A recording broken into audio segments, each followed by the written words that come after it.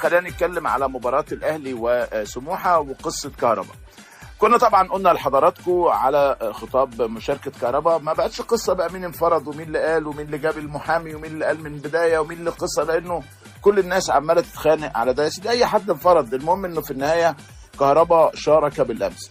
ولما نقول كهربا كان هيشارك احنا او غيرنا، لانه احنا بنبقى شويه حافظين في القوانين، حافظين في قوانين الكوره، حافظين او عارفين ايه اللي بيحصل. يعني القصه لا هي صوت عالي ولا هي خناقه ولا هي دوشه ولا هي تحدي. قصه 1+1 عمرها ما كانت 3 وعمرها ما كانت 1. 1+1 يساوي 2. في لوائح منظمه للفيفا، في لوائح منظمه لكره القدم في العالم. هذه اللوائح كانت بتسمح للاعب انه بيلعب.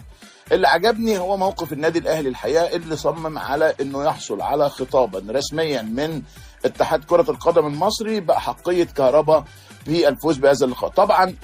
طبعا هتسمعوا يعني بعد شويه كده لا هنخاطب الفيفا ولا ومشاركه كهربا مش حقيقيه ومش رسميه ومش شرعيه وهنعترض على هذا الامر و ممكن يكون اللي بيقولوا كده مش بتوع سموحه، يعني خلي بال حضرتك، لكن اهو كلام من الزعيق والدوشه اللي محيطه بعالمنا في كره القدم بزياده. طيب انا كمان كنت قلت لحضراتكم انه موجود في القائمه، وبعدين قلت كمان انه موجود في التشكيله الاساسيه، ولسه في حاله جدل. لسه البعض بيقول لك اصل الماده في رقم 24 من لائحه الانتقالات بتقول بتحظر مشاركته لحين سداد الغرامه.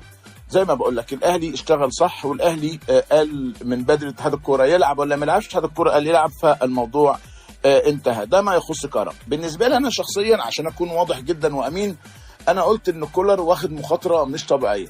الولد بقاله يجي كام شهر ما لعبش خالص كوره، ما لعبش ماتشات، ومع النادي الاهلي بقاله سنوي، ومع تاي سبور اخر مواجهه كنت انا قلت لكم امبارح اظن بقالها كتير جدا، يعني ففتره طويله، يعني اقترب من ال9 شهور دون ان يشارك في مباراه رسميه او 8 شهور. لكنه كولر هو الراجل اللي في التدريب، وهو الراجل اللي شايف حاله اللعيبه، وهو الراجل اللي شايف الدنيا كلها، وبناء عليه خد قراره باشراك كهربا اساسي. بصراحه عشان اكون امين برضو انا كنت خايف جدا على الولد، لانه في النهايه لعيب كوره وتعرض لضغوط ومشاكل وازمات وضغط.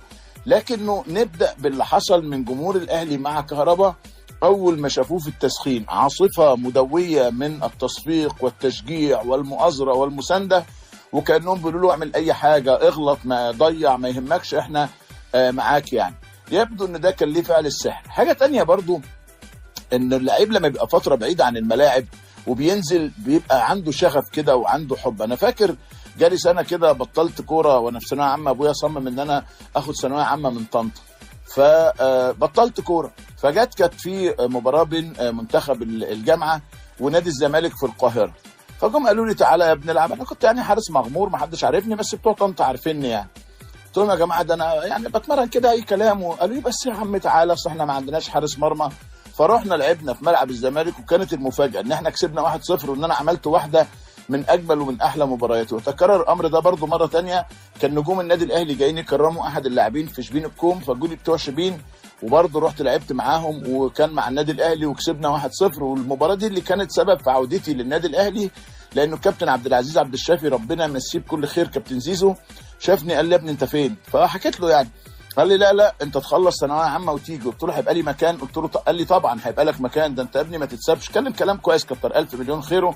وبالفعل رحت وربنا كرمني فكهربا كان عنده حته الشوق للملعب. يعني هنتكلم تاني شويه على موضوع المباراه اللي بدأت امبارح في تمام الساعة 6 مساء في استاد القاهرة الدولي، بقيادة تحكيمية لطارق مجدي ومعاه يوسف البساطي وهاني عبد الفتاح وعاطف حسين حكم رابع، وكان سيد شعبان وشريف عبد الله على تقنية الفيديو.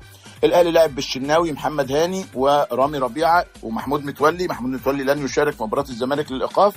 وعلي معلول، اليو ديانج وحمدي فتحي ومحمد فخري، حسين الشحات واحمد عبد القادر. وكهربا لعب في مركز راس الحربة في مواجهه الهاني سليمان واحمد جمال، ممدوح عبد ربه، محمود شبانه، اخر مباراه ليه لانه الزمالك اجل رجوعه لنادي الزمالك الى ما بعد مباراه الاهلي مع سموحه في الكاس. محمود شبانه وشريف رضا، دودو دوكو، محمد سعيد مكرونه، محمود حليمو، احمد مصطفى، حسين فيصل، وحسام حسن. هكلمك على التغييرات بعد شويه، لكن هقول لك برضو احداث المباراه شويه الحقيقه غريبه، لانه بدءا من الدقيقه 8 كان كهربا بيروح ناحيه اليمين بيلعب كره بالعرض بتعدي ما بين اقدام الهاني سليمان، بيسجلها احمد عبد القادر في المرمى الخالي. بعدها ما فيش كام دقيقه بالظبط في الدقيقه 11 برضو كهربا بيصلح واحده لحمدي فتحي على حدود المنطقه، بيسدد بقدمه بتعدي برضو من تحت يدي الهاني سليمان. اللي الناس مش عارفاه انه او اللي ما خدتش بالها منه، لان انا ببقى مركز جدا في الحاجات دي، ان الهاني سليمان بعد الهدف الاول شاور لمدرب الحراس بالتغيير، قال له عايز اغير. ما التقطتش قوي في التلفزيون بس انا خدت بالي. وكمان بمناسبه التلفزيون يعني الحقيقه زميلنا المخرج امبارح حاول يعمل حاجات كويسه، بس عمل اعادات كتيره جدا ومبالغ فيها جدا، ما بقيناش عارفين بدء الهجمه دائما وابدا منين يعني. فبس نبقى ناخد بالنا من الحاجات دي من اجل الامتاع والمتعه والسعاده للجماهير. المهم الجنون دول طبعا فرقوا جدا مع النادي الاهلي واثروا تاثير سلبي جدا على نادي سموحه اللي ما لقاش نفسه في اللقاء، ولكنه في الدقيقه 36 اجمل اهداف المباراه من محمد هاني، حسين الشحات استلمها ولا احلى واداها الكهربا هو والجول. العاده هنا بقى الحقيقه المهاجمين بيحطوها بتخبط في جسم الحارس، لكن كهربا حطها من فوق الحارس عمر صلاح اللي نزل بعد الهدف الثاني على طول، حطها من فوقيه تسكن الشباك، مسجله الهدف الثالث للنادي الاهلي. الاهلي اطمأن تماما لنتيجه المباراه، اطمأن تماما يعني. فالراجل الحقيقه راح في الدقيقه 62 منزل شادي حسين ومروان عطيه ومجدي قفشه بدلا من كهربا وفخري وحمدي فتحي. حمدي فتحي جات له اصابه بس اطمنت انها اصابه خفيفه، وبعدين ادى لكريستو اللي هو محمد الضاوي بدلا من حسين الشحات في الدقيقه 73، وبعدين ادى لخالد عبد الفتاح في الدقيقه 80 بدلا من محمد هاني. وهقول لكم ملاحظاتي على اداء كل الصفقات بتاعت النادي الاهلي الجديده. نبدا بكريستو. كريستو متحمس فبياخد الكره ما بيبصيش، يعني بيجري، هو عايز يشوط وعايز يرقص وعايز يعمل كل حاجه. الولد صغير والنتيجه سامحاله، يعني واضح انه محتاج شويه عشان انسجام مع الفرقه، لكن الشكل العام مهاراته الفرديه بتقول انه لعيب كويس. اما بالنسبه لخالد عبد الفتاح فهو ظهير ايمن جيد. خالد عبد الفتاح ظهير ايمن جيد، لسه برضو ما عرفش طريقه اللعب، وده قاله كولر بعد المباراه بالامس. ومروان عطيه بدل محمد فخري. مروان عطيه واضح انه هيبقى مكسب في وسط الملعب.